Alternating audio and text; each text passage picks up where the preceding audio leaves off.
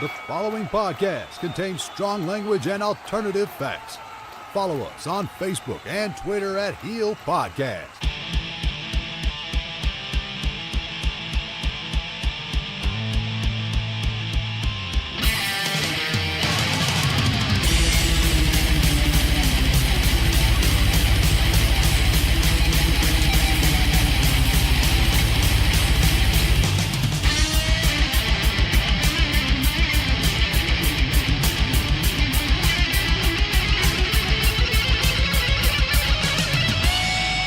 Over the airwaves and under the influence, we are Turning Heel.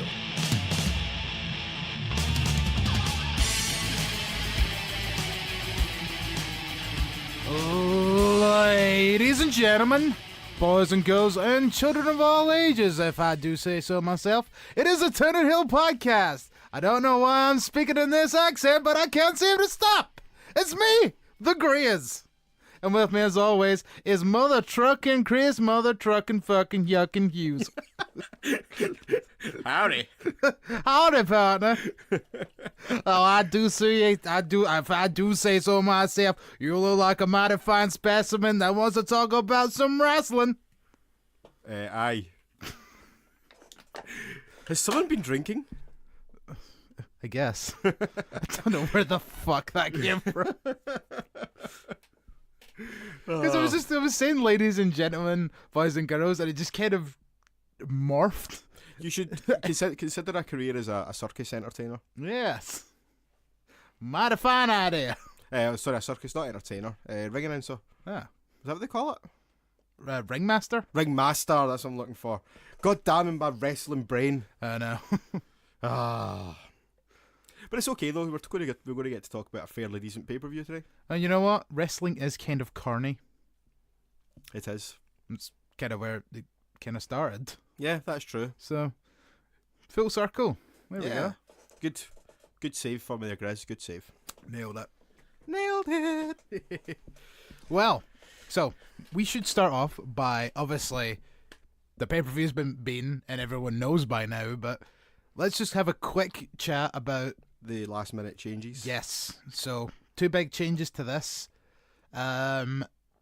Bray Wyatt, who wasn't scheduled to be on this pay-per-view, but still, that means Sister Abigail wasn't able to wrestle either. Maybe he was accompanying her to the ring or something like that. I don't really know. But Bray Wyatt was pulled, so was Sister Abigail. And AJ Styles from SmackDown wrestled Finn Balor. Yes. And in the main event, the one member of the Shield that you don't want to see got pulled out. Meningitis, a better booker than Vince McMahon. Apparently, it's mumps with Roman Reigns. Ah, okay. Don't know if that's the same thing or the same difference. No, I don't think. Don't think it is the same thing. I just thought, because there was one news report was saying it was mumps and another was saying it was meningitis. I just assumed it was everyone had the same thing because obviously it's a viral infection. I guess so. I don't fucking know. Anyway, it worked out for the best. Yeah, apparently Get WWE. well soon, Bray Wyatt. And Bo Dallas. Yeah, and JoJo. Apparently WWE. Apparently WWE were just like, right, everybody get fucking shots for the bumps and measles and AIDS and whatever else you can get shots for, so that nobody else gets fucking taken off the roster. Yeah. We're losing people left and right here. People are quitting. People are taking time off. People have to go home for family emergencies. Neville's in a huff and is away. Oh yeah, Neville's in a huff. I can just imagine him like just sitting on a really high box with his like legs dangling off it, just with his arms folded, just like, no, I'm not gonna wrestle. Yeah. In fairness though, have you read any more into that as to why this has happened? What, the AIDS or no, the Neville thing? Oh, no, I've not heard much else at the moment. I don't know if you read this, but from what I've read, I believe it was Pro Wrestling Sheet that reported it. I might be wrong. Mm-hmm. Neville's basically left for the same reason Austin Aries left, which was their match has been pulled from the Blu-ray. Yes, from the WrestleMania Blu-ray. Mm-hmm. And out with like t-shirt sales, like the WrestleMania Blu-rays and DVDs are their highest earners, and basically you don't get anything if you're not on it. That's so caca. because the two of them were pulled, they won't see anything out of those sales. That's why Aries left, and that's why Neville's gone as well. I mean, they made the DVD cut only just because I was reading about that. I don't understand why it's on in the DVD, not the Blu-ray though. I know, it makes no fucking There's sense. more room in a Blu-ray, so in theory you can get more on it. I know, but you know what Blu-ray people that make Blu-rays are like? They're like, oh, we need to have this special content here that you can only get if you buy a Blu-ray. Like, but they says that like all three of the matches from the pre-show are all there, but it's literally press play, ding, ding, ding. The bell rings. There's no entrances. There's none of that gaga. But that's how they made it onto the DVD cut. And it's like, for a start, why is it on a DVD and not the Blu-ray? Like you said, because there's much more space on a Blu-ray. Yeah, exactly. And two, like, you would think that like not only would the Blu-ray have like the full match, it would have the entrances and all that other jazz, and is really everything on the Blu-ray like essential to be on there that you can't put on these three matches? And the other thing I think is like, how much are all these people getting from the network? Not much, I believe. I wouldn't know, but as far as I know, it's not much, because I think the network was a bit of a problem at first. Yeah, because like there was a lot of guys saying that they were going to lose a lot of money causing the network. Yeah, I think there was. I vaguely remember something about that. For some reason, the only person I seem to remember was Yoshitatsu, because everyone kept kind of saying stuff like, "Well, it's not like Yoshitatsu's going to be in many pay-per-views anyway." But I don't understand why they couldn't just, you know, chuck the two of them a couple of extra bucks and be like, I'm sorry your match got cut from the Blu-ray. Here's a couple of extra bucks to kind of... They're not going to do that though. But multi-millionaire, man. I know. What's a couple of bucks? That's one less ivory back scratcher. Ooh. If I won the lottery, that's what I would buy. It was also a Simpsons. Or I would just hire Ivory to scratch my back. Fair enough. Yeah, that's what I would do. Yeah. That was also a Simpsons reference. Your mic's doing that weird poppy thing again. Yes. What the fuck I'm is causing that? trying not to touch it. I don't know what's causing that. Oh, there we go. Is it loose? I think it's just I think your cable's gone. We'll be right back.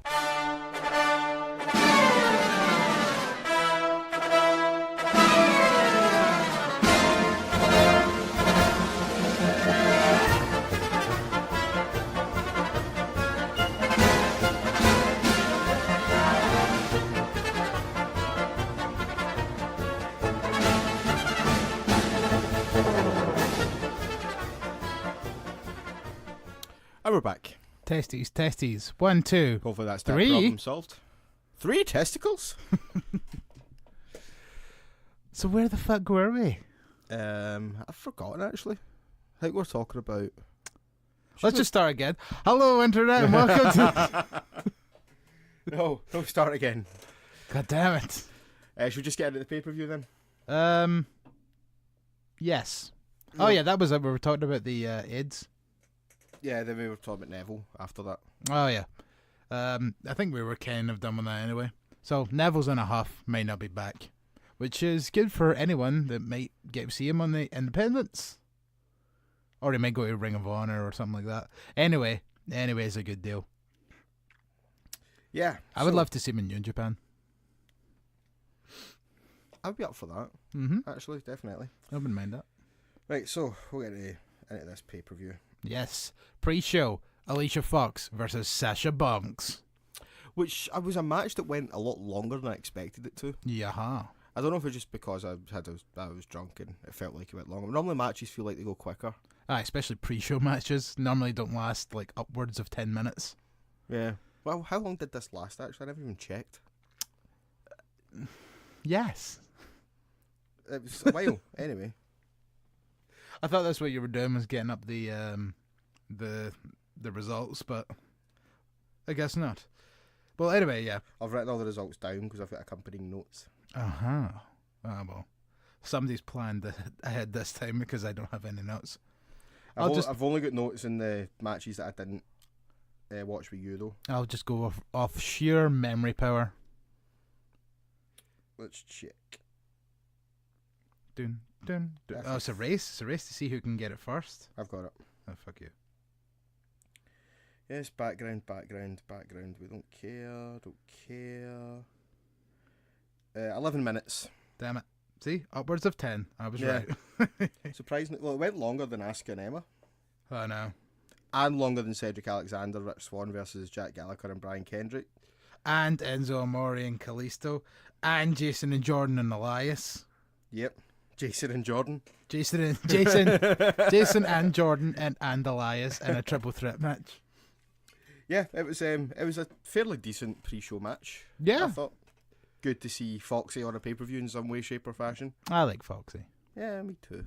Still tempted to buy that t-shirt. I knew you were going to bring the t-shirt up. Stay Foxy. So first match,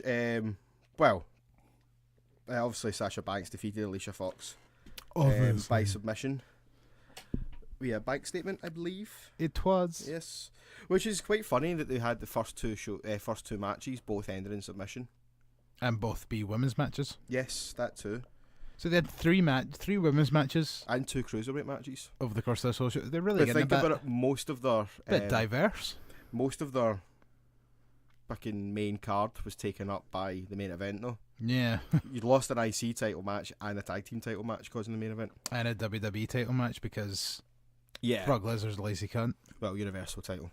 Same difference. Yeah. So.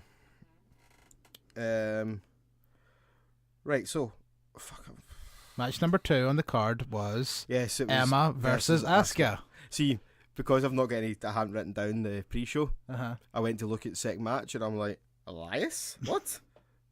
I'm confused. So finally the debut of Asuka on the main roster. Yeah, as I was saying when she was on her way out, I'm just happy to see her in many, many ways, but happy to see her because that means she's healed up from her alleged injury. I really hope that they don't continue to call her the Empress of Tomorrow, Asuka, though I hate that. You know they will. I know they will, but I fucking hate it. I like the Empress of Tomorrow. Like, I like that just as a thing as for a the tagline kind of thing. For like the commentators to say, or like promos. The Empress of Tomorrow locks in the Asuka lock, something like that. Fine, but I hate her getting introduced as the Empress of Tomorrow. I wonder. Asuka. It sounds stupid. I wonder what the artist Shinsuke Nakamura thinks about that. Exact same thing. Or maybe we should ask the Demon Finn Balor. See, the Demon Finn Balor's okay. No, I still don't like it. I really don't like Empress of Tomorrow though. The Eater of Worlds, Bray Wyatt. I like that. But see, I don't think he's ever been announced as that. Yeah, he doesn't. I just, I don't like nicknames being part of your ring announcement. Yeah, that's in general. That's basically the point of my argument. Yes. And with Nakamura, the artist is just stupid anyway. The artist known as. It's like, when's he ever painted in? You paint canvases with your blood. He's not allowed to do that in WWE. So Asuka beat Emma via Asuka lock. Asuka. Right. So I'm going to throw this question at you Mm-hmm. because I've listened to a few podcasts and their thoughts on this match. 1, did you think it was too long? And 2, do you think she's dead on arrival? No and no. Fair dues. 3, I really didn't want this to be a squash match. 3, did you think Emma got too much offense? No. See, I'm going to go with no on all 3. I was happy with her debut. It didn't go too long. It went on long enough that it got to show everything that Asuka's about because, like we've said before, not everyone watches NXT. So see, for some people, this will be their first time ever seeing Asuka. And as cool as it might be for Asuka to come out on a pay-per-view and just kick Emma in the face and pin her, like, people will be like, that was it? We waited 2 months to see Asuka kick someone in the face? Yeah, exactly. The people's I argument. want so much more for Emma as well. the people's argument with that was because Emma is a lower mid-carder in the women's division, and so making her look too strong against Asuka. And it's like, but they've had matches before and all that kind of thing. I just don't think that these people are giving Emma enough credit. Yeah, no, absolutely. The worst thing that could have happened would have been for this match to be just a complete squash. Yeah, because that It's would like the one thing I didn't want. that would give Emma absolutely no credibility. Yeah. Now she's got some. She hung for nearly 10 minutes with Asuka. Yeah. That's a pretty acceptable feat, if you ask me. Yeah, no, I completely agree. So that's the thing with fucking... I know this is going to sound so rich coming from us, but, like, the thing is with wrestling podcasts, like, there's just so many that just fucking just want to find the negative in everything. And it's like, okay, a lot of it is negative because a lot of it is admittedly quite shite just now, but still find the fucking good things about it. I know. It's not difficult. There's no, like, what's the point in just moaning about how much you don't like something? Don't fucking watch it then. I feel like I say this every week, but it really fucking grinds my gears. What? It's just one of these things, like, by God, like, you know us, like, see when we don't like something, we'll just say we don't like something.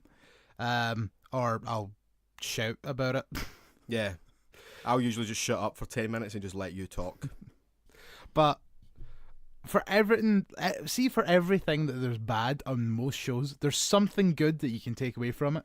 Well, I'll give you a prime example when we get to the next segment. Mm-hmm. And I think it's time. Yeah. Yeah. Let's move on to the next Right, segment. so the next segment was Elias's song. Yep. And fucking this whole Elias Jason Jordan thing was just all a bit stupid. It was a bit pathetic. Like when Jason Jordan came out and started throwing the It vegetables. started on the pre-show, actually. Yeah. So, Jordan was speaking to Angle, and then Elias came out and says, "I've got a new song I think the crowd really need to hear." And then Jason Jordan turned around and was like, "Do you really need to be here right now going on about a song when Kurt Angle is going to wrestle for the first time in 11 years? And Elias was like, yeah, I mean, you know what? At least I'm on the pay-per-view. And then shots fired. Then he just turned his back like, fuck you. Yeah, he's out doing the song, and then Jason Jordan starts throwing vegetables at him, which is just stupid. It made absolutely no sense. But on my second watch of it today, I picked up a line from Corey Graves where I'm like, do you know what? I'm happy with this now. What did he say? He just went, and I quote, "It's raining produce." So completely stupid, terrible segment, totally saved by one line for Corey Graves. Find the positive in things, people. See if Corey Graves went, I guess you could say Jason Jordan's a bit of a salad tosser. I don't think he'd get away with that one. But I mean, like literal terms, he's throwing. He is tossing salad. Yes, you are correct. But see if it was like tomatoes or something like that would have been funny, because you know even in like fucking cartoons and all that, when somebody goes on stage and they don't do something entertaining, people chuck tomatoes at them. Like that makes sense. But why are you just throwing like fucking a lettuce at him? Yeah. Oh, a lettuce, Elias. Maybe that's it. Put it together, folks. You need to join the fucking fashion police with logic like that. It's clearly the Bludgeon Brothers. Shh, shh, shh. Oh, fuck Bludgeon Brothers. We'll get to that at some point soon.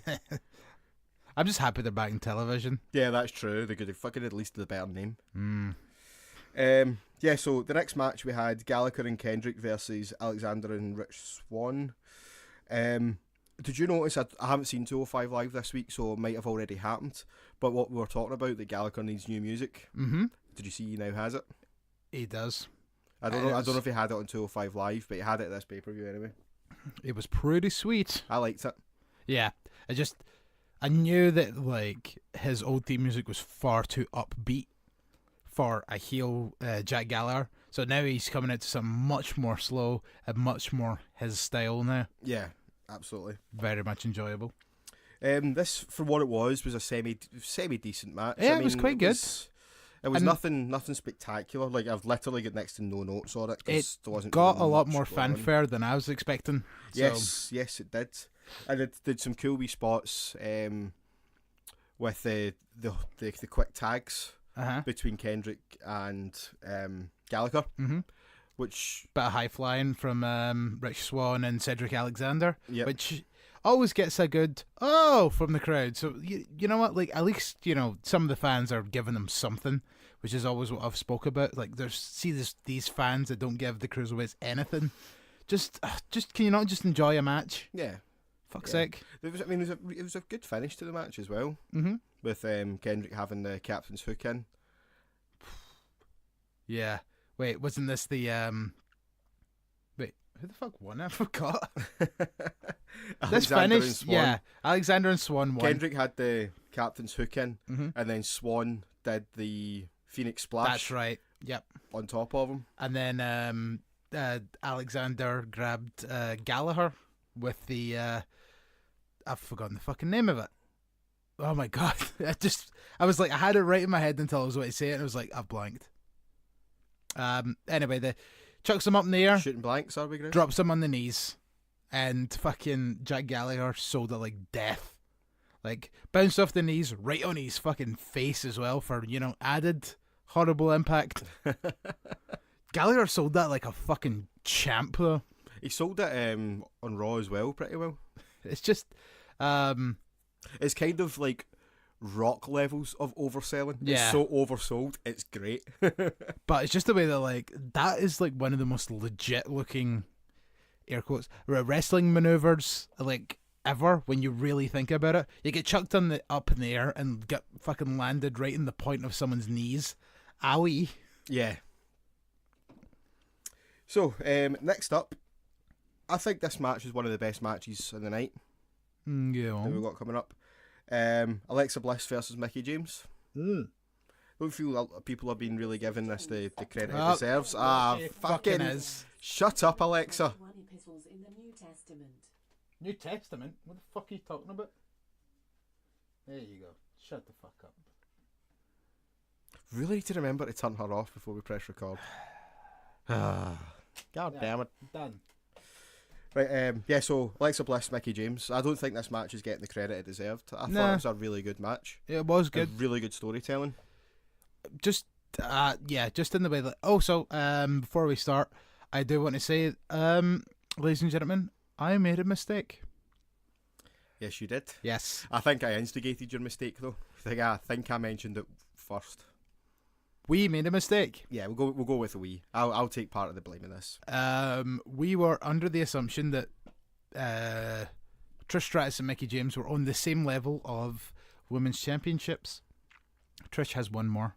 So if Mickey won this match, she would then be tied with Trish Stratus. So she wouldn't have had the record. She'd have been tied for the record. Her Tied name would for have the still record. been on the record. Joint record. Yes, so she still would have had the record in theory. I mean, in theory, there's still technically a chance that Mickey James could win 2 more titles before she retires. Well, I think next time she wins the title, which I think she is going to win it, I think the next time she wins it, she might lose it the next night on Raw. Yeah, And then have a rematch at whatever pay-per-view happens, and then I think if get her they, two out of the way fairly quickly. I think if they do that, yeah, you may be right. She'll hold the belt for a small, very small, limited amount of time, lose it, and then maybe might not win her last one until her literal retirement match, a la Trish Stratus style. That would be interesting, actually. Beating Trish Stratus' record by doing the same thing she did. Yeah. But then, like, because we all know that, because we spoke about this, the fact that, like, most of the women on the roster right now are fucking already halfway there. Yeah. See, that's Sasha, Charlotte, Bliss. Charlotte's going to take that record. Yeah. Eventually.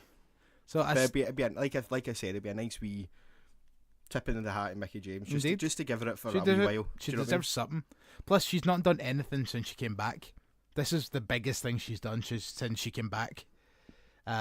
So why the fuck not just give her it for a little bit? And we had the first of many incidents involving Booker T on commentary during this match as well. Oh my god! Just randomly rambling about the Rock and Roll Express. He compared Alicia Fox to the missing link in the pre-show match. Now, I'm not 100% who the missing link actually is. but I know he was a wrestler. And then everyone found this baffling. I think it wasn't Ray Traylor because that was Big Boss Man. I've no idea who he is, so I don't know what he's seen on Alexa Bliss that made Booker T get reminded of Missing Link. Let's watch a Missing Link match after we're done, and let's see if we get reminded of Alicia Fox. Okay. That sounds intriguing. Sounds brilliant.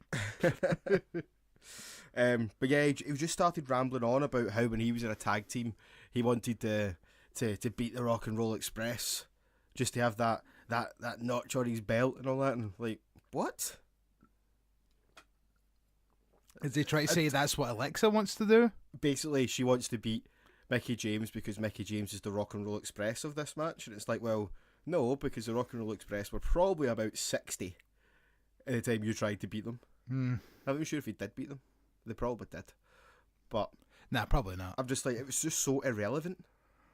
Yeah, which is about 99% of Booker T's commentary. Believe me, we will get into that so much on this show. Yeah. Fucking, I don't understand them. Like, And I don't understand why they keep fucking paying him.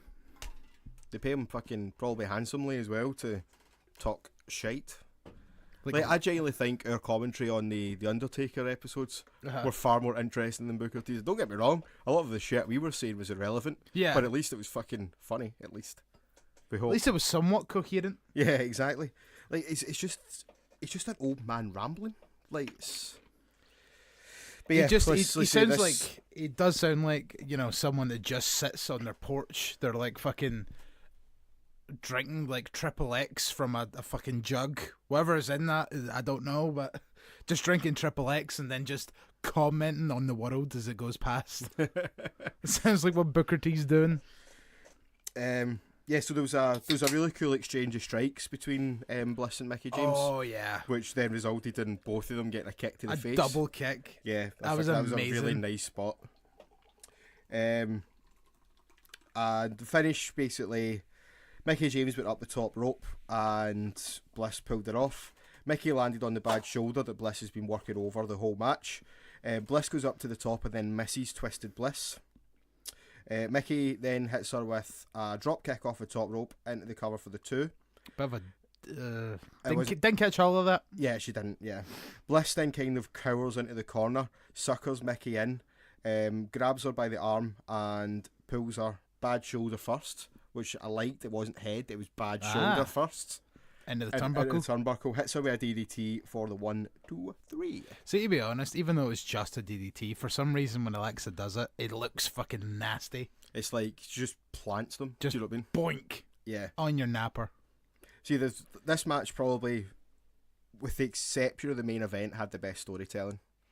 In my opinion, anyway. Definitely the best storytelling. Like, Just like Bliss was working that shoulder over the whole match, and then it was by taking advantage of that hurt shoulder is how she got the win. So I liked it.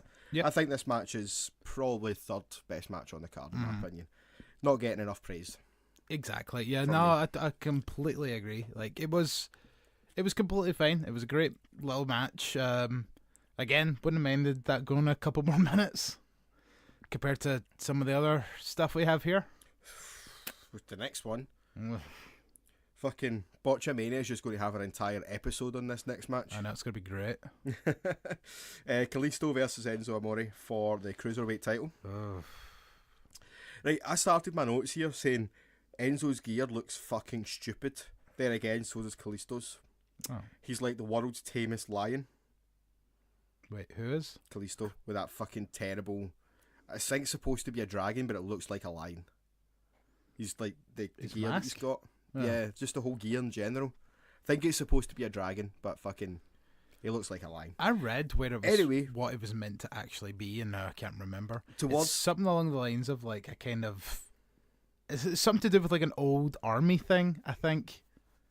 I might need to try and dig that post back up and I'll be able to recite it to you. But then later on in my notes, I've written, I take everything back I said about Enzo's gear, because at that point I just noticed he had a shite on his arse. He's had shite on his arse for ages. I've never noticed that before. You've never noticed? No, I've never noticed that before. Never noticed poop emoji? Nope. That's been on his gear since Enzo and Cass. I've never noticed it. That's how? Well, I probably have. I've just never really registered it. But I think it's just more the fact that I thought the fucking blue with the leopard print. I was like, mate, that's just fucking ridiculous. The leopard print has always been ridiculous. I just can't believe you have never noticed the poop emoji. I think it just stuck out more there because I was like, actually, maybe because it's like much brighter Yeah. than his regular gear. Well, what was your thoughts on this match? it was clunky as fuck. Yeah, that's And putting I it really don't- mildly. And the continuation of the hot shot of the cruiserweight title. Hot potato, hot potato, hot potato.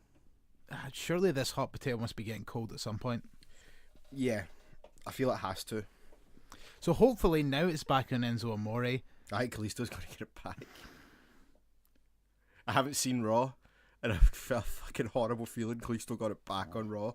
I don't know why, but It just seems as if, God forbid, WWE don't really care about the cruiserweight title. which is a real shame because they've got some really good talent there. Mm-hmm. Some of them not getting a fucking break, but I mean, like, look, see in the span of the past 2 months, Enzo Amore and Kalisto are wrestling over the cruiserweight title. 2 months ago, they weren't in the division. Yeah, exactly. Well, Enzo was 2 months ago, to be fair, but Only just. only just. Yep. If I could, you've got like, I'm really loving what Gallagher's doing just now. Mm-hmm. Like, I would much rather they kept the title on Kalisto than maybe had a Kalisto Gallagher feud over it. Mm-hmm. I see. I don't mind like if Kalisto had like throwaway matches for the belt against like Tony Nese or Drew Gulak or Noam Dar or Daivari. You know, just like to kind of prove that he's a champion just by Defending it Yeah, all the time. all the time. Defending it on Raw and defending it on 205 Live. Yeah. Yeah, I'd be into that. Just, and then like it could even get to the point where he's like, I have no challengers left, and then that's when you bring in somebody new. Throw in an Oni Lorcan, a Pete Dunne, a Tyler Bate, Roderick Strong. Roderick Strong's under 205. Like I was saying to you on, was it yesterday? It was either yesterday or when we were watching the pay-per-view. I'm fucking terrified after getting 2K18 that I've realised that fucking Finn Balor's under 205. I'm so fucking afraid that they just go, after the Wyatt thing's done, well, we don't really have anything for him just now, let's just stick him in the cruiserweights for a bit. Because that'll get some prestige around the cruiserweight title for us then to do nothing with it. Yeah, for him to lose to Enzo. Yeah. Maybe I'm overthinking it, but I'm concerned. Isn't Seth Rollins under 205? I think he probably would be if Or he's because just scraping it? he's about the same size as Balor, so yeah. Yeah. Well, that's something to look up for in the break. Yeah.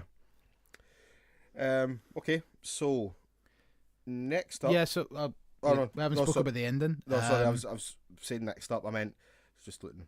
All right, next up on Yeah. your notes. So the thing I've got here, right? Yep. It was possibly one of the worst Hurricane Ranas I've ever seen. Do you know the one I'm talking about? I think so. Where Yeah. Enzo was on his knees. Kalisto goes to do the Hurricane Rana, right? Kalisto is hit the ground and taking his back bump before Enzo's even flipped. And it's like, what the fuck are you doing? Like, that's the thing, Kalisto, like, that move is meant to be, like, obviously, it's like a Hurricanrana DDT, and I think Enzo just didn't know what the fuck was supposed to happen. Yeah. It was just kind of like, oh no! it was fucking, it just, words fucking fail me. It's just how bad this match was. Oh, God. See, I also did like as well, I liked Enzo's parodying of the sports moves. Like when he was did the football punt. And he was doing the fucking thing that football players do, and the fucking eye up and all that before they right. deliver it. And then he also did the punch, but it was kind of like a that was cool. like a baseball pitch. Aye. Do you know what I mean? He's It's wound like, it up and all that. oh, boom! Aye, like I quite like those. Like, those were nice wee touches. See, find positive in things, people. Aye, fucking hell. We're actually giving a little bit of positivity, Enzo. Yeah. But yeah. So the finish was Enzo poking Kalisto in the eye and then hitting the Joganzo. Is that what it's called? Gradenzo. I think it was Gradenzo or something like that. I think it might be meant to be like Grand Enzo or Great Enzo, something like that. But because he's, Italian from the beginning of his entrance, I think it's meant to be something like foreign, is my assumption. Gradenzo or something. Fuck knows what it is. I picked up as Joganzo, but I might be wrong. Did you notice, like, Nigel McGuinness was pure like, did he have a foreign object? Yeah. And it's like, no. How do you not know the end of this match? But see, I like that. That kind of adds to it. I mean, I get it. Because the commentators just know everything that's happening. Yeah. Like, if he did have, like, say, Nux or something like that, how are they going to see that until they see a replay? Aye. Or see him tucking it into his... Do you know what I mean? So, no, I actually didn't mind that. It's just like, Nigel's like, did you have a foreign object? And that Vicky guy was like, no, he got poked. I was like, okay. Yeah, that's pretty much exactly what happened. Yeah, so Enzo is your new Cruiserweight champion.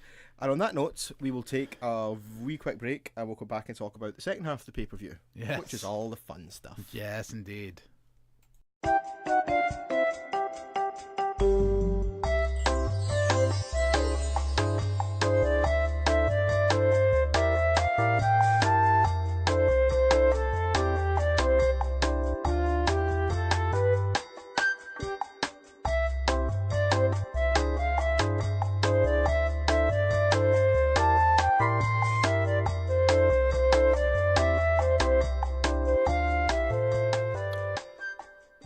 Welcome back to the show.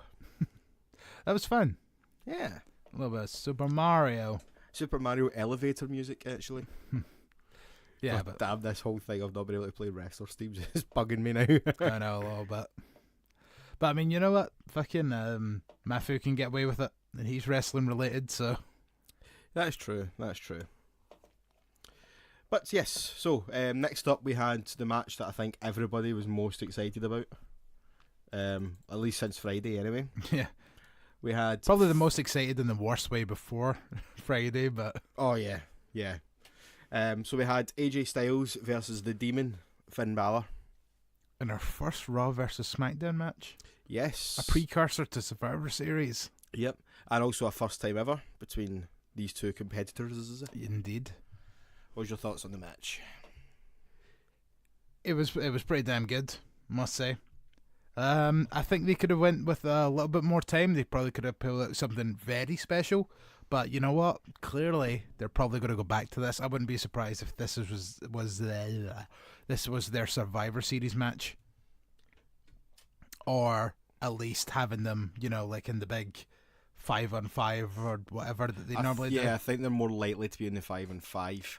Like, I already know some matches for Survivor Series, which is like I've said to you. I can't remember if I said to you on this episode or the one we recorded just before this. Kayfabe. But there's some very, very strange matches. Oh, really? For Survivor Series. Were these announced on Raw? Yes, kind of. Right. Basically, so remember last year's Survivor Series, you had one Raw versus SmackDown match and then the 5-on-5s, so the male and the female 5-on-5s. Yeah. Right? Basically, the entire pay-per-view is Raw versus SmackDown. Wait, wasn't there a tag one as well? There's a tag, a woman, and the singles, male singles 5-on-5. Yeah, and then Kalisto versus Kendrick for the Cruiserweight title, which Corbin interfered in, so it made absolutely no difference. Yes, that's right, yeah. And then they also had the Ziggler Intercontinental Open Challenge to anyone on Raw as well. It was Sami Zayn. Yes, yep. Well, this year, basically, it's not really a Raw spoiler. This year, basically, the format is every match is someone, like the wrestler from Raw, taking on their equivalent from SmackDown. See, that's kind of interesting. Which is kind of interesting, if not for the fact that it basically leaves every match either face versus face or heel versus heel. Yeah. Like, it's a really weird format. Didn't really think of that part. So Miz's equivalent is Baron Corbin, obviously because they're the two mid-card champions. So that's heel versus heel, super heel versus super heel. Yeah. It's really bizarre. Who you meant to back from that if you're, casual WWE Who are we fan? supposed to back? We fucking love both of them. I didn't think of it that way. Shit. It's a completely bizarre format. Yeah, this is going to be weird. Unless, literally, fucking Corbin or Miz lose the belt in the next 4 weeks. Yeah, I could maybe kind of see Miz dropping the Intercontinental. See, as long as it's not to Jason Jordan, we may be alright. Yeah. And the tag ones as well is a bit weird. Usos against The Shield? Mm-hmm. Because the Usos are pretty much on a face turn just now. Yeah, showing a bit of respect to somebody doesn't mean you're a face all of a sudden. Well, they're going to be against American Alpha for the tag titles, who have clearly gone heel. No, they're not. Not American Alpha, sorry. You know what I mean. You American racist. Alpha point 2. American Alpha point 2. American Standard. American Standards. There we go. The Golden American Standard. Yeah, they're okay. Maybe saying they clearly gone heel is a bit of an exaggeration, but they're they're just going that way. No, They completely disrespected the Usos when the Usos were showing them respect. No, because they done the whole thing that the Usos would do. They were like, oh yeah, check it out, yo, we can drop some beats too, y'all. And then I think it was Renee just kept missing everything that Jordan Giving me shit, Grizz. Shelton was saying. God damn it. That was your fault. You got me into that fucking mindset. No, but the thing is though, I can't remember who instigated it. I think it was the Usos that instigated the whole, we'll have a good match, and they stuck their hands out, and then they went, oh! Do you know what I mean? They're I don't clearly know. starting to turn both of them. Let's wait until SmackDown tonight, and we'll see how it goes. Because I think that was them just playing. I'm just playing, y'all. Just playing. Anyway, we're not talking about SmackDown and stuff in Survivor Series. We're Not talking till- about TLC. Not till next week, anyway. Yep, and Finn Balor versus AJ Styles. I think this was a good match. Good match. I've heard people talk about it as not a match of the year contender, but up there. Up there. I wouldn't go that far. Disagree with that. I wouldn't go that far. But again, like I said, I feel as if first ever encounter and all that kind of stuff. I feel, don't give them everything.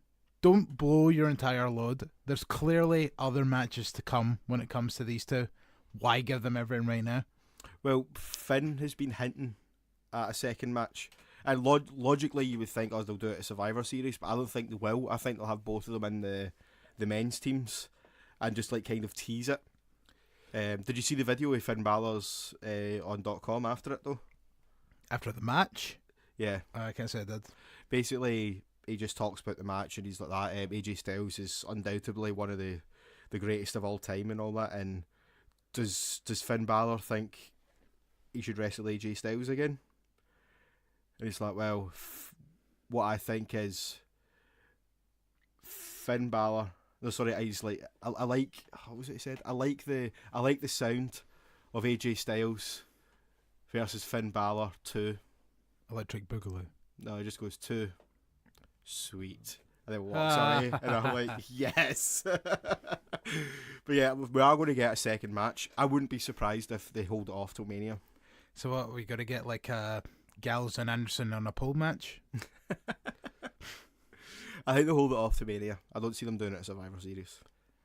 Yeah. They'll have them cross paths during the Survivor Series match. And then the Rumble. And then cross paths during the Rumble. Yeah. Interesting. I quite like that.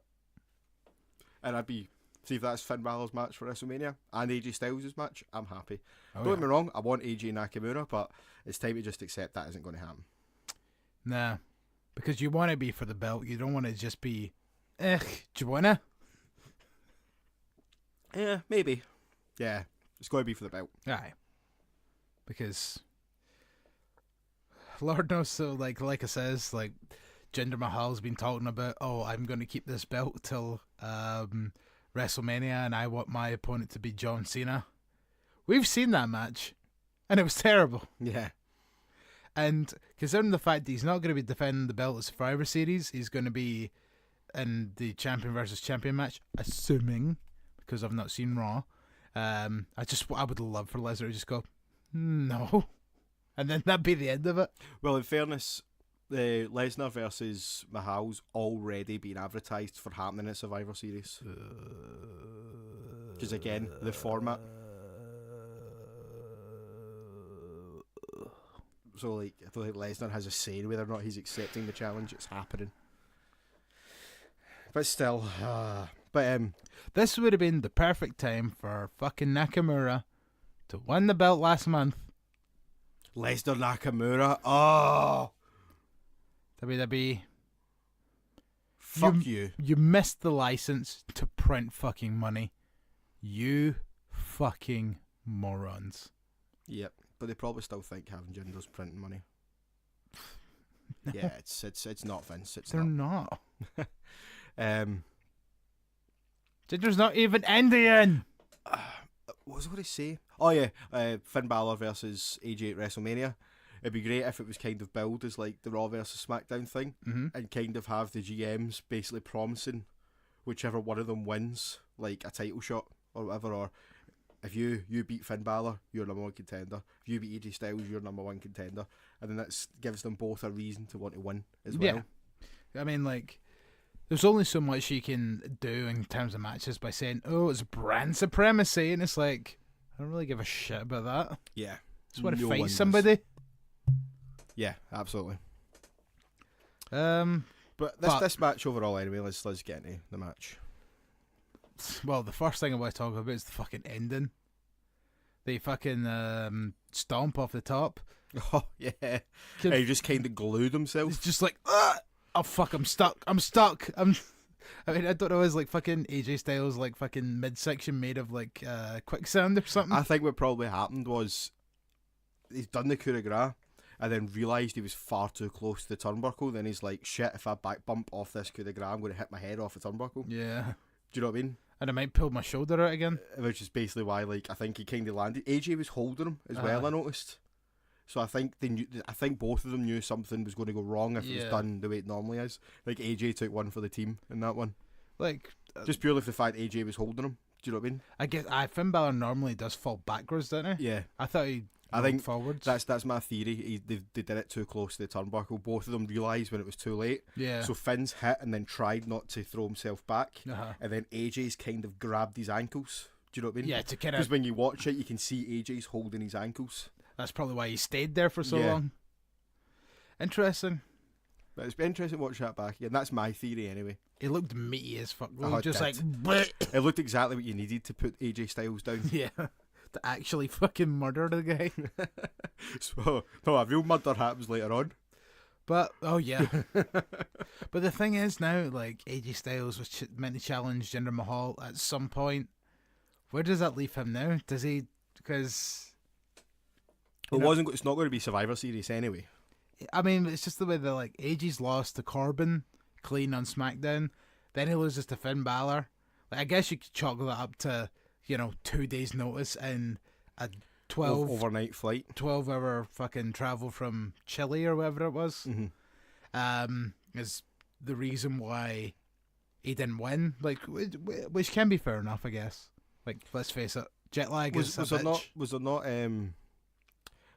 with the Corbin match? Was there not antics, shenanigans?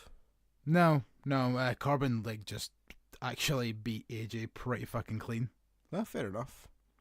I watched it, but for some reason I can't remember. Which is why it was so surprising, because the whole reason Corbin won the belt and beating Ty Dillinger was like, all right. Oh, of course, you're talking about the rematch, aren't you? Yeah. I don't see. I don't.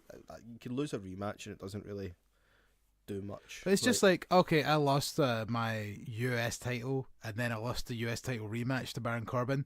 Now I'm gonna go on to the WWE title. It's like, but you can't win the mid-card title. You'll get a clean win over Jinder in a non-title match on SmackDown TV. Yeah, I guess. And that'll be what propels him into number one. I'm expecting some straight-up tag team match. Well, I think they might have some shenanigans at Survivor Series between the two of them. Well, maybe not necessarily at Survivor Series, but in the build-up to Survivor Series. Yeah. Just Maybe to a keep the shout. rivalry going. Do you know what I mean? It just I love how on SmackDown AJ came out and was like so like Jinder Mahal was like, I'm going to challenge Brock Lesnar. That was Rusev. Yes. Yeah. Let's just use your normal voice, Chris. Jinder's like, I'm going to challenge Brock Lesnar because there's nobody else on SmackDown that's a challenge for me. And then AJ comes out and is like, sorry, what did you say? Did you say you were going to challenge Brock Lesnar? And Jinder's like, yeah, no. Actually, no, sorry, I beg your pardon. AJ just says, did I hear that right? And then Jinder went, yes, I'm going to challenge Brock Lesnar. And then AJ Styles was like, no, not that. I don't give a shit about that. Fuck off. Now, what I was saying was, you say that you don't have any challengers here on SmackDown? It's like, I just thought that was so funny. He's just like, I don't give a shit about that. Yeah. Which in fair, in fact, no, AJ is, I believe, the number one contender because he is the only one that's pinned Mahal on SmackDown. Clean. Orton. Oh, was it? No, he said something. No, I'm the only one you haven't beat. Yeah. That's what he said. Yeah, sorry. I'm the only one you haven't beat. So yeah, interesting to see where all that goes. Yeah, because they had a match. I don't think it had a finish. I mean, technically, John Cena also had a match with Jinder that didn't finish, which is why they're going to probably have that in WrestleMania. I really don't see them doing it. I don't. Right, did you say that there was a SmackDown pay-per-view in December? Yes, as far as I know. Right. Ugh, that better not be where they do Mahal AJ. Well, from what Dave Meltzer has been saying, and like I always say in this podcast, take Dave Meltzer with a pinch of salt. I think some people just wind him up now and just tell him things, but he is a reasonably reliable source. Reasonably. I mean, for what he said is the plan is for AJ to beat Jinder at the pay-per-view and Nakamura to win the Rumble. Hopefully. But I just don't see it happening, and I'm not putting all my eggs in it happening. Which we called a couple of weeks ago, so if we did, maybe he got his information from us. Well, yeah, that's true. I'll believe it when Pro Wrestling Cheat reports it. They're the ones in the know. Hey, I might believe it if AJ actually wins the belt. If AJ wins the belt, then I'll start to have a wee bit of hope that might be where it's going. But I think the more likely match we're going to get is AJ and Finn too. Yeah, maybe. I mean, either way, you're going to get a good AJ match at WrestleMania, let's face it. Oh yeah, absolutely. We're looking good in that. Yeah, so Finn won by pinfall after the coup de grace, and at the end of the match, they threw each other up a 2-sweet. Which is the only people these days are allowed to do that. Yep. And apparently, contrary to what a lot of people have said, it wasn't called by Vince backstage. They just kind of did it in the moment. Huh. Well, there you go. Do you see now everyone else is just like that? The 1-sweet. I don't know why they didn't just do a 3-sweet. Like, yeah, you could just do that. Like, but 3-sweet. a 3-sweet? 3-sweet works. That's a 2-sweet. But with 2 different fingers there. It's like the Matt Hardy version 1 symbol, but I'll probably still get them on that. okay. That's really difficult for my fingers to do. There. No, wait, that's the same thing. God damn it. Let's try that. 3-sweet. Or they could just do it without the thumb. Let's try. Do it without the Llama. thumb. Llama kiss. The llama kiss. Meow. Yeah, just do it without the thumb. Yeah, Problem fuck solved. That's it. Done. I'd like just stick the thumb out so it looks completely different. That's what you're wanting? So, next up we had the match that's been teased all night. Oh, yeah. For no apparent reason. I actually haven't seen this match at all. Nah. I don't fucking blame you. And So there was a second point during the night where Elias came out to try and sing his little song again. And then Jason Jordan just wandered out with it. Like, he literally had a fucking trolley full of fucking vegetables. Why vegetables? I know, I don't understand it. Why, of all things, vegetables? That's this. Like, I've got a furry feeling this is going to be some kind of like funny inside joke. Oh, like Elias doesn't eat his vegetables or something like that. No idea. It's. I've got to be an inside joke of some description. Like, Sami Zayn tells a story which actually happened in Glasgow, where his hat was stolen. Uh-huh.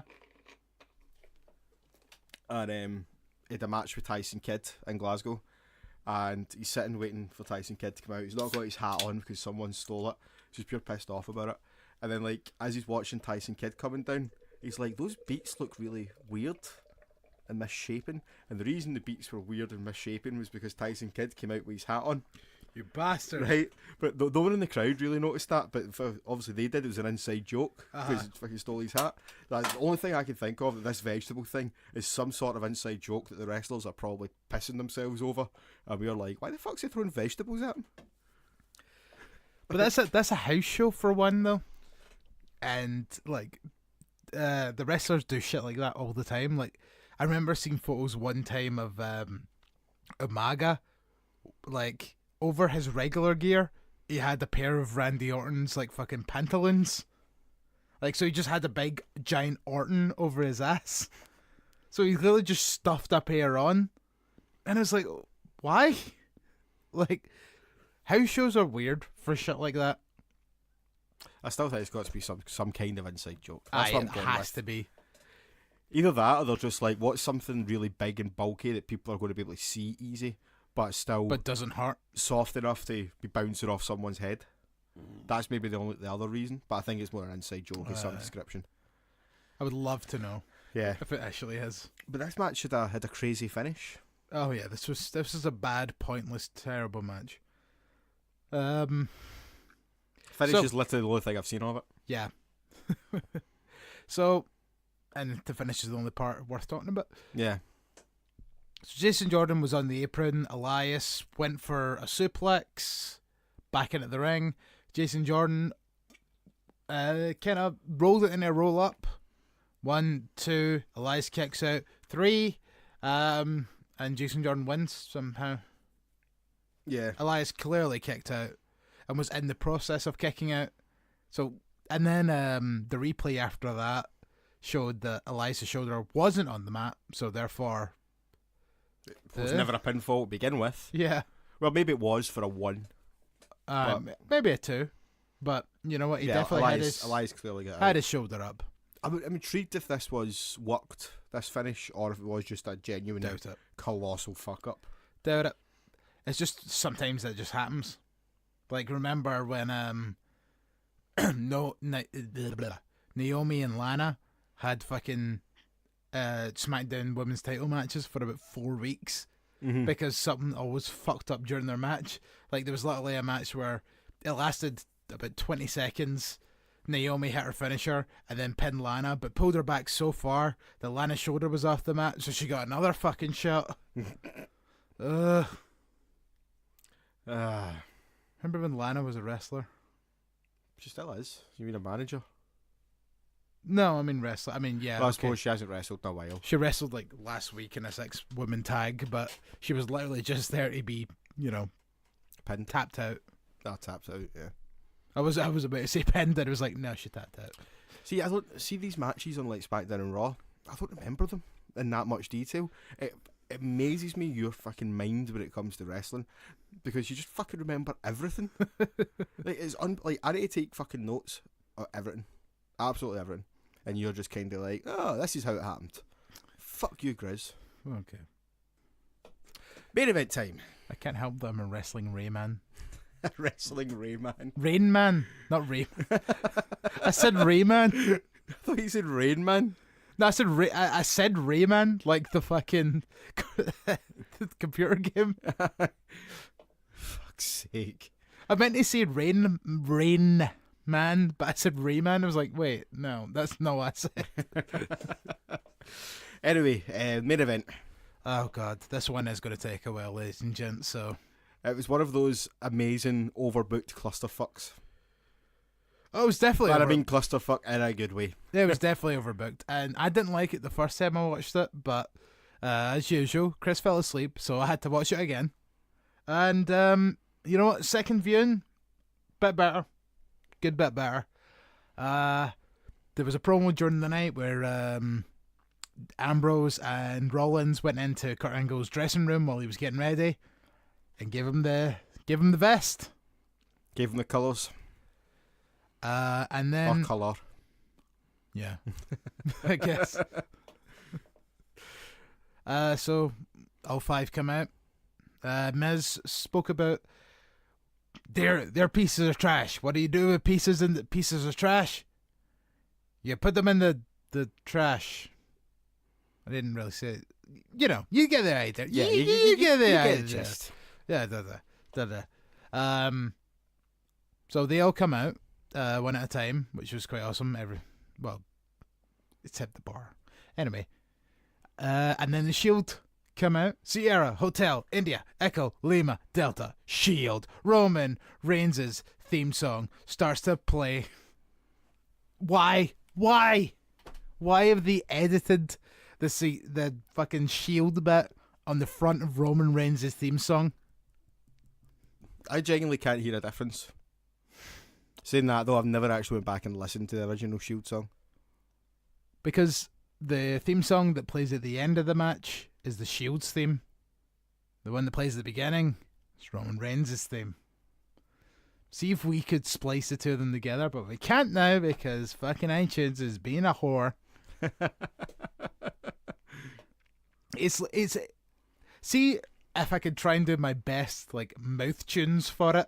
I'll try. I swear to God, I'll actually try. So Roman Reigns says like da da da da da da dun dun, and Shields is like da da da da da da da da. Hey, okay, I can kind of hear what you mean. There's like it. The Roman Reigns version of it sounds so much tighter, and the Shield version sounds a little looser. And I know this fucking sounds like I'm talking a lot of shit, but see if you listen to the two of them back to back, you could totally hear a good difference. It sounded like Booker T here. Just to make everybody that's listening on this on your way to work or in your car or whatever understand, well, we said this bit was going to be a long one. We didn't mean because we're going to be talking about the match. We meant because Grizz was going to be going on about that fucking theme tune. Fuck your own Reigns. You've ruined it for everyone. You're not even in the match, and yet still the essence of Roman Reigns lingers there. Fucking theme music. Essence by Roman.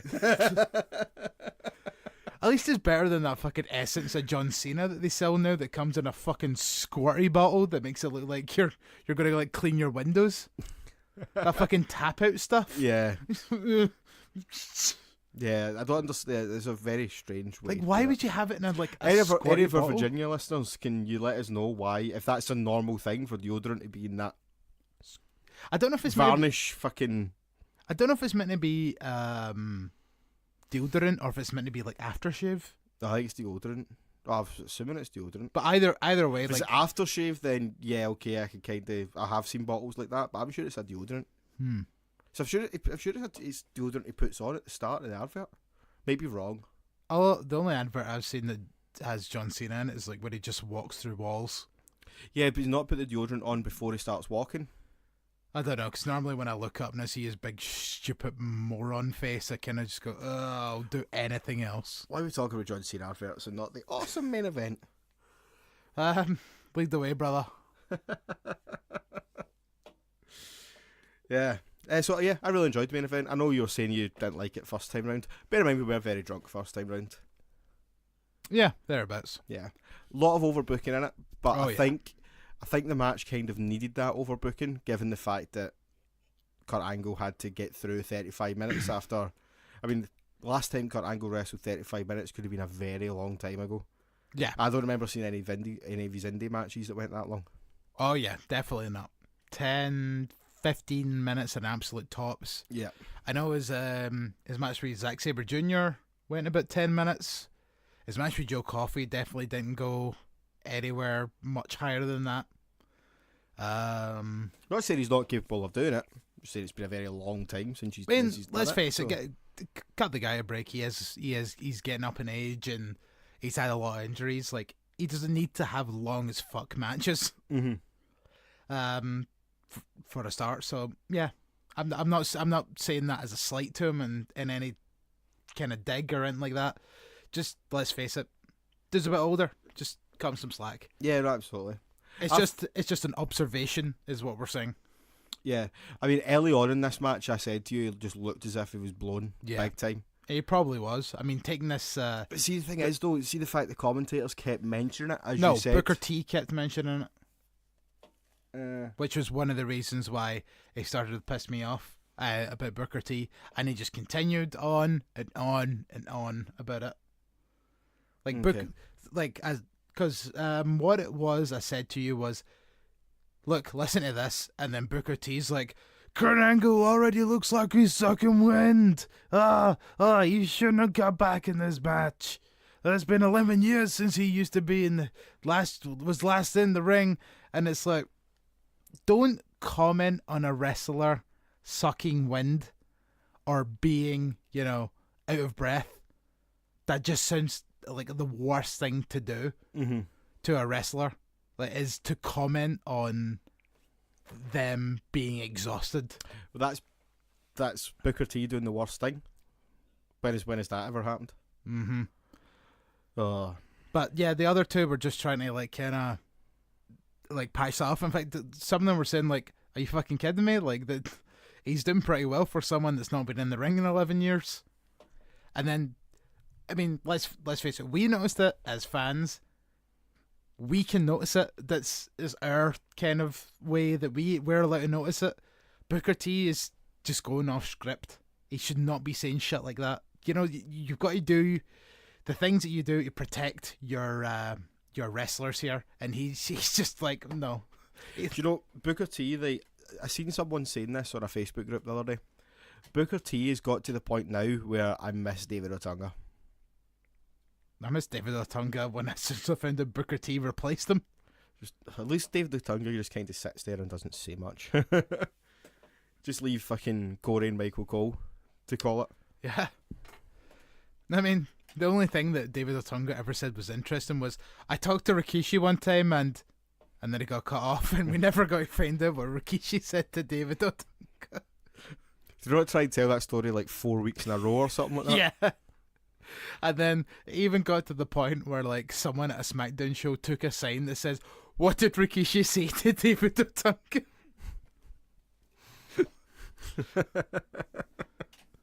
But it's just at this point, Booker T, I think what it is Vince McMahon finds this hilarious, so he just lets Booker T just go off as much as he wants. The thing is, though, it makes it really difficult for Corey Graves to play the villainous heel commentator. Yeah, because he's constantly having to tell Booker T the right facts. I know. And be like that to Booker T. No, because see, saying that maybe talking about Kurt Angle's not really fit to be wrestling this match. That's what Corey Graves should be saying. I'm not saying he should be saying he's sucking wind or anything, but he should be the one bringing up oh, he's an old man, he's not wrestled in 11 years and all that.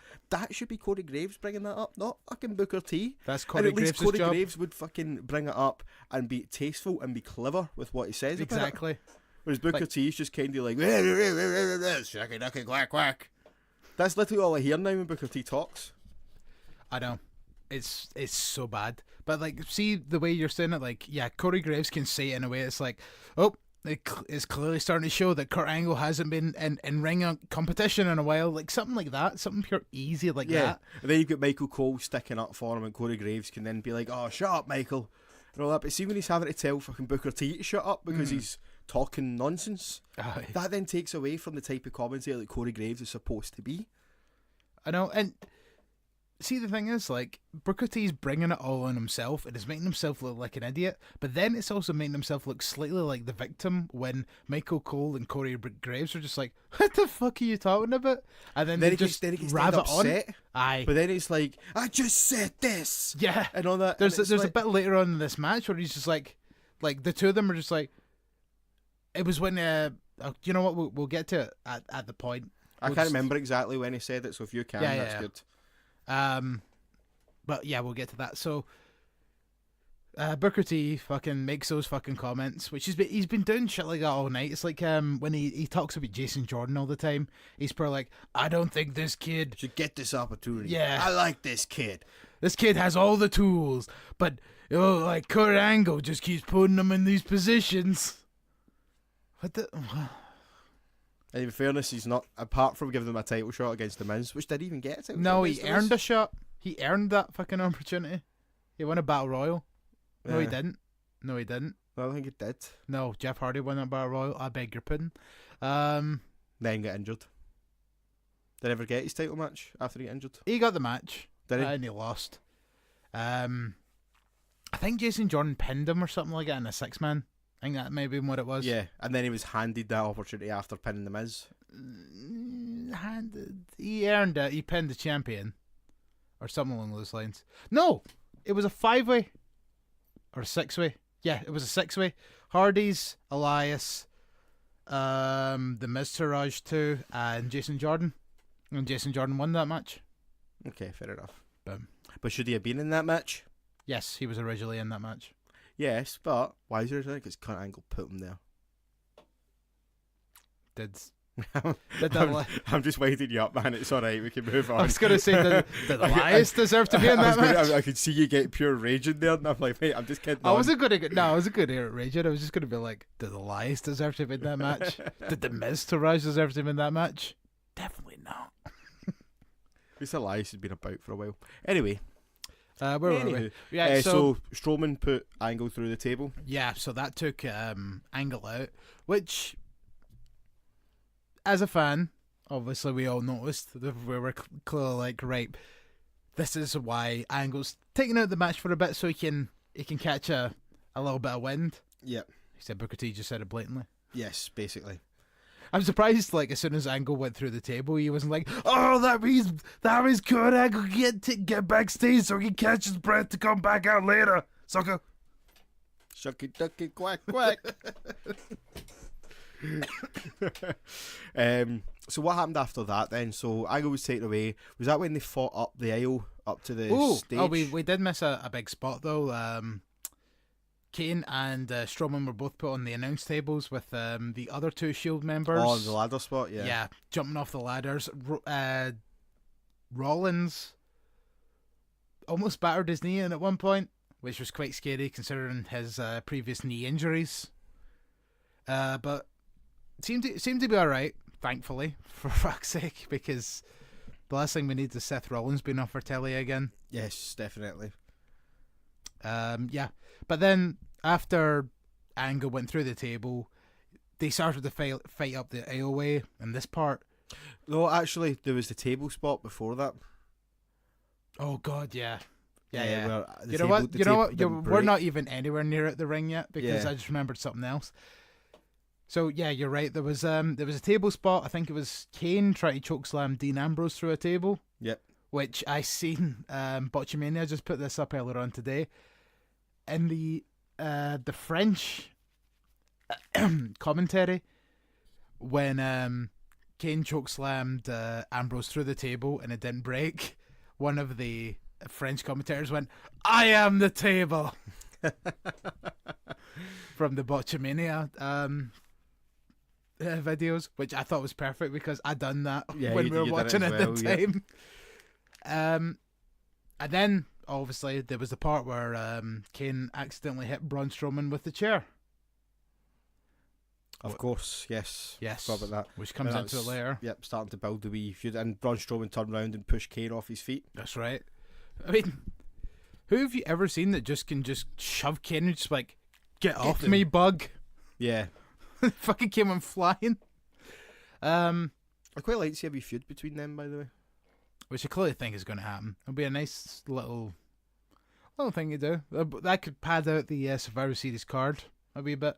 Mm-hmm. If the two of them aren't in anything important. Or maybe they're on the same team. I was going to say they'll probably be in the same team.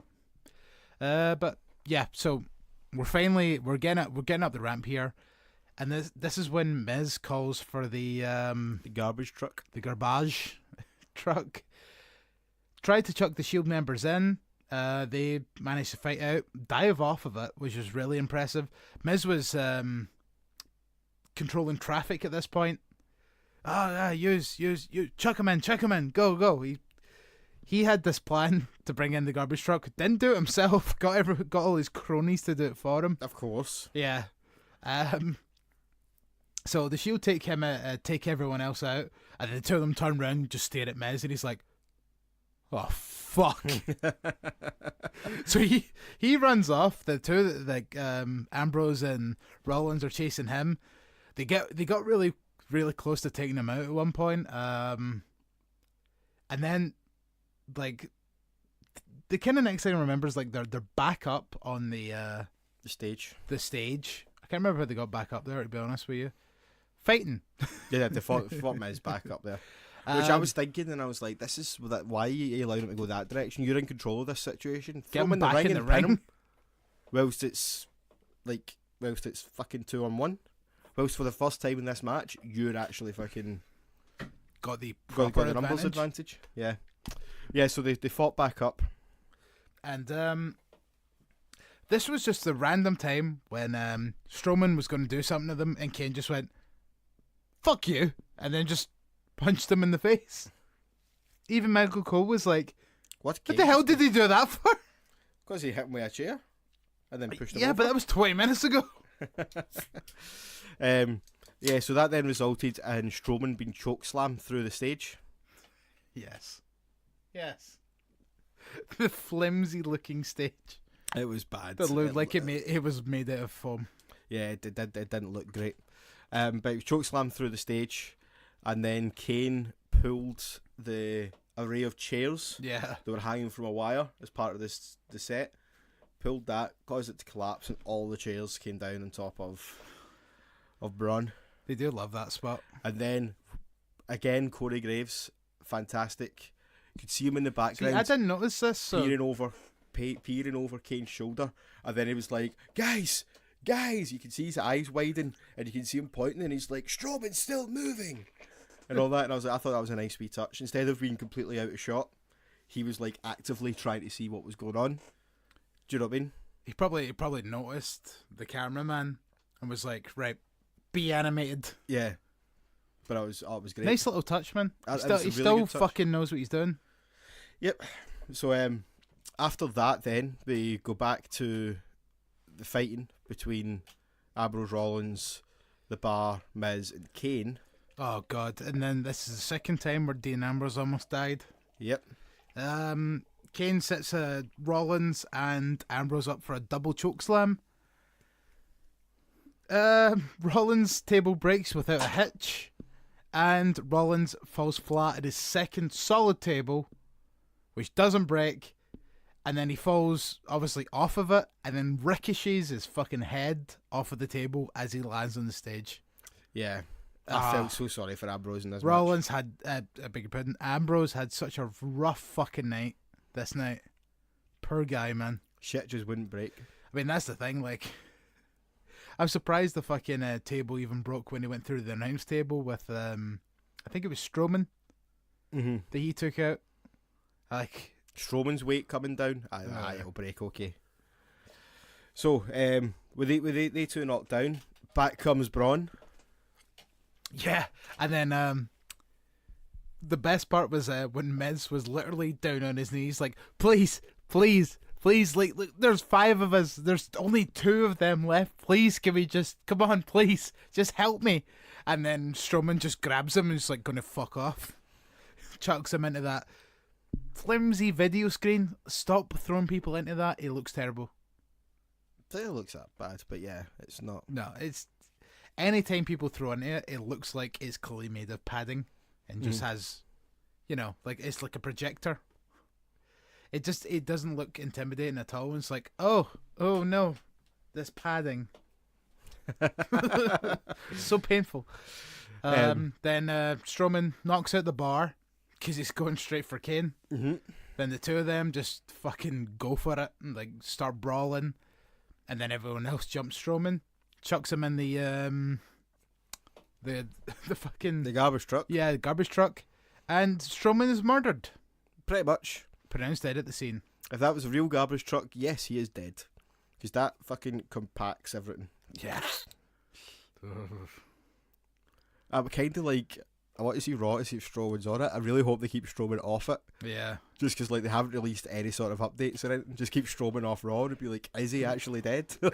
See, they just started Raw with rest in peace, Braun Strowman.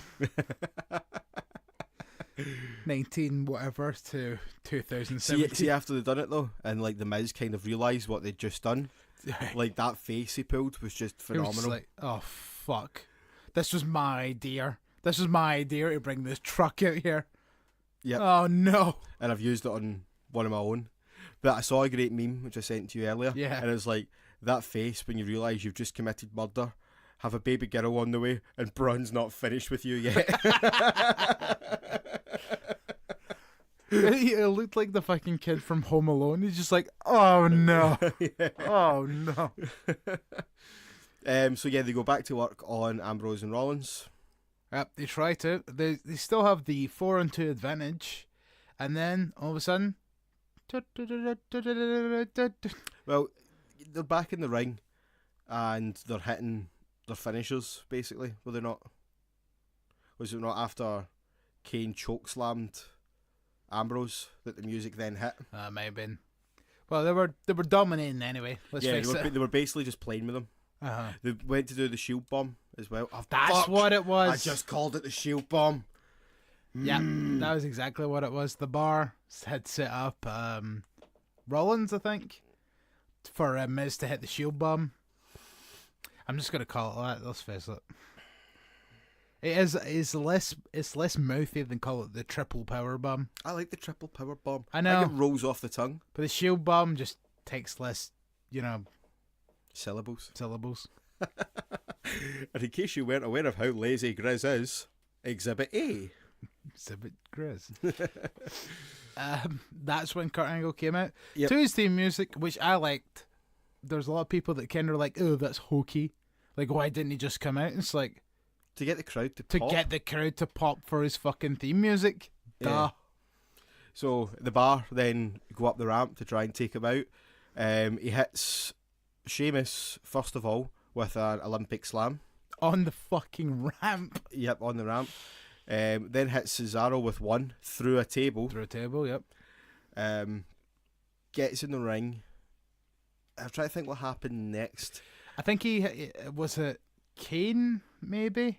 That he hit a whole bunch of the Olympic German suplexes on. Because Possibly. I remember they were like, oh, No, I haven't seen that in a he while. He suplexed. He did that to Miz to take Miz out, Mhm. and then he's kind of like, yeah, he turns around and it's Kane, and he's like, oh shit. He tries to do it to Kane, but can't. Kane grabs him for a choke slam, I believe, and then Ambrose and Rollins come back in, get Kane from behind. Kane rolls out the ring. They fight outside for a bit, and then they throw him through the barrier. There was a part where Angle had the ankle lock on Kane. So Yes, that's right. That yes. might have been during the cluster baragara. So Yep. I think he might have got like at least one German suplex on him, to get him into the ankle lock. But then, yeah, you're right. Like Kane ends up out on the outside. Rollins and Ambrose do the double spear. I guess was technically what it's trying to do. Homage to Roman Reigns. Yes. Because you're not allowed to have this match without Roman Reigns being involved in some form or fashion. Angle had the... Angle was kind of beat up in the ring. He was getting back up. Miz came in behind him. That's right. Skull crushing finale. One, two. Angle kicks I out. swear to God, though, I thought this was going to be it. I thought it was it as well, to be honest. And then Angle got the ankle lock on the Miz. Scary moment here. Miz kicks Angle off, and Angle almost falls out the ring on his head. Yes. Yep. Oh. Yep. And then all three Shield members rise up. Surround the ring. And Except for that one area you can just clearly run out of. But no wrestler seems to think of that. They seem to go, better attack one of these. But you'd have to go through the crowd if you went that way. No, you wouldn't. You could go right up. Like, the way they done it, like you could have scooted down, ran right up the ramp. Oh yeah, because no, you're right, because they didn't do it Angle was on the they didn't far do it the way they side. normally do it. Yeah.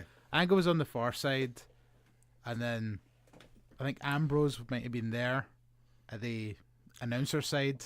Yeah, and Rollins was at the hard cam With side. Rollins at the hard cam side, so he could have ran right up the fucking ramp, and then the one thing happened. I'll get to that. Triple power bomb, like with Angle doing the ooh ah that Roman Reigns does. 1, 2, 3. You missed all the finishers. Oh shit, that's right. So Rollins did the knee strike. Weird knee Yep. into the dirty deeds. Miz popped straight back up at his feet into the Angle slam, and then it was the triple power bomb for the finish with Angle doing his ooh-ah, which I actually thought was quite funny because it was so unintimidating. Like, so he was like, I think he just kind doing of. I don't think he even went ooh. I think he just kind of went ah. But then the crowd were like ooh ah. Sorry, like I skipped all that, but like, I'm trying to give him a point here. Yep, go for it. They pinned the Miz, the one person in this match I did not want to be pinned. But Miz was the whole instigator of the whole thing.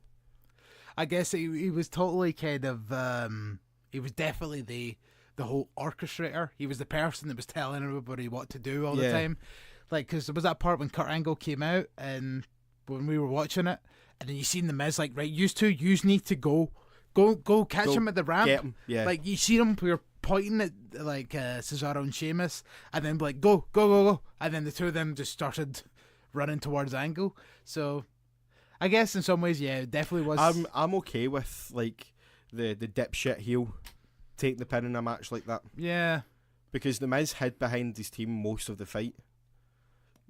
Any opportunity he had to hide behind his team, he did. So I don't have a problem with a heel like that being the one that takes the pin. He should be the one that's taking the pin. I guess. I'll give you that. It's just that I was still a wee bit disappointed because it's like you're still pinning your Intercontinental Champion. But it would be either that, you'd be pinning the Intercontinental Champion, pinning the Tag Team Champions. No, you wouldn't. Oh no, you wouldn't. Good point. Never mind. Sorry, because fucking Rollins and Ambrose didn't come out with their belts, so you didn't know they were the fucking champions. Yeah, that's true as well. That annoys me. There's a few times they haven't come out with their belts. Yeah. But yeah, overall, like I thought it was a fairly decent match. It was, I mean, for what it was when Roman was pulled out and Angle was coming in the last minute. There's going to be a lot of things they probably wanted to do that they couldn't do. See, to be honest, when I watched it live, I think I was just a bit grumpy because I was tired. Probably. I definitely enjoyed it watching it the second time round. Yeah, fair enough. Okay, I think that's pretty much everything then. Yeah, pretty much. Yeah, because we didn't watch Raw Talk anyway, so... No, we didn't, no. Unless there was anything spicy there, but... Oh well. Are you talking about Big Banter Corpse? He wouldn't have made him Raw Talk. I know, but just because you said spicy. Because he's Spicy Crisps. Yes, absolutely.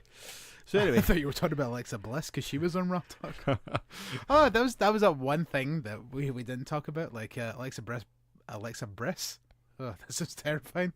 Alexa Bliss brought her butt and talked about it. That was awesome. Yeah, she did in our promo. I like my butt. It's cute. And then to all the fans, you just hear just this contingent of male fans going, yeah! Anyway, I've been Chris motherfucking Hughes. I have been the Grizz. Ho! See.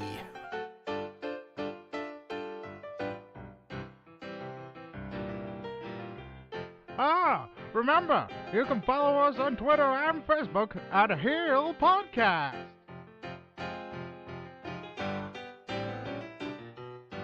And also, don't forget, you can hear our archives on the World Wide Web at heelpodcast.co.uk. Well, that's all, folks.